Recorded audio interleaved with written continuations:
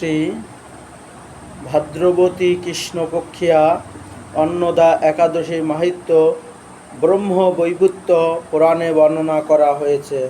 মহারাজ যুধিষ্ঠির বললেন, হে কৃষ্ণ, ভাদ্র মাসে কৃষ্ণপক্ষিয়া একাদশীর নাম কি, তাহা শুনতে আমি অত্যন্ত আগ্রহী। শ্রীকৃষ্ণ বললেন, হে রাজন, আমি সবিনয় এই একাদশীর কথা বর্ণনা করছি, আপনি একগ্রহ চিত্তে শ্রবণ করুন। ভাদ্র মাসে কৃষ্ণপক্ষিয়া একাদশীর মাসে বলা হয়েছে অন্নদা। এই তিথি সর্বপাপ বিনাশিনী। যিনি শ্রী হরির অর্চনে এই ব্রত পালন করেন তিনি সর্বপাপ মুক্ত হন। এমনকি এই ব্রত কথা শ্রবণে রাশি রাশি পাপ বিদূরত হইয়া যায়। এই ব্রত প্রসঙ্গে একটি পৌরাণিক ইতিহাস রয়েছে। প্রাচীনকালে হরিশ্চন্দ্র নামে এক নিষ্ঠাপরায়ণ সত্যবাদী চন্দ্রবতী রাজা ছিল। পুণ্যকর্ম ফল ও প্রতিজ্ঞা সত্যতা রক্ষার তিনি রাজ্যতুষ্ট হন। অবশ্য এমন হল যে তিনি নিজের স্ত্রী পুত্র এবং অবশেষে নিজেকেও পর্যন্ত বিক্রয় করতে বাধ্য হলেন। হে রাজেন্দ্র, এই পুণ্যবান রাজা চণ্ডালের দাসত্ব স্বীকার করেও সত্য রক্ষার্থে দৃঢ় নিষ্ঠা প্রদর্শন করেছিলেন।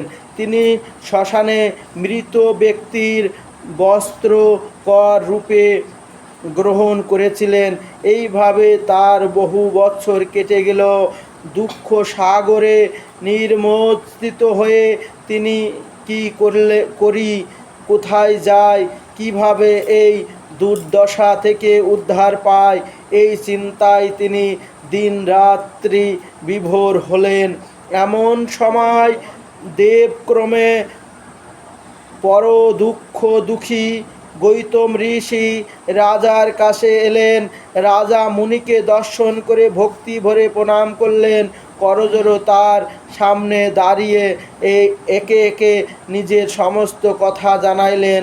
রাজার দুঃখের কথা শুনে মুনিবর বিষণ্ণ হলেন।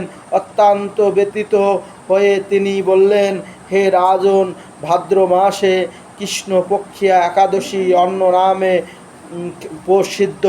আপনি এই ব্রত পালন করুন। এই ব্রত প্রভাবে আপনার সমস্ত পাপে বিনাশ হবে। আপনার ভাগ্যবতী আগামী 7 দিনের পরে এই তিথির আবির্ভাব হবে।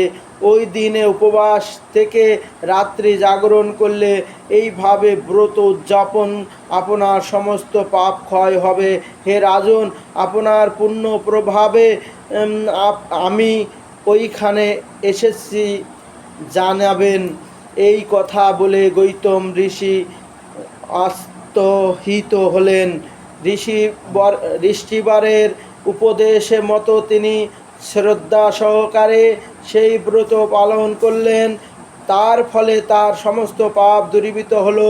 হে মহারাজ, এই ব্রতের প্রভাবে শ্রবণ করুন। যথাবিধ এই ব্রত পালনে বহু বছরের দুঃখ ভোগের অবসান হতো। ব্রত প্রভাবে রাজা হরিশ্চন্দ্রের সকল দুঃখ সমস্ত বিনাশ হলো। পুনরায় তিনি স্ত্রীকে ফিরে পেলেন এবং তার মৃত পুত্রও জীবিত হলো। আকাশ থেকে দেবগণ দুরু ভিবাজ্য পুষ্প বর্জন করতে লাগলো। নির্ঘণ্টা রাজা সুখ ভোগ করে অবশেষে আত্মসুজন ও নগরবাসীদের সহ স্বর্গে গমন করলেন।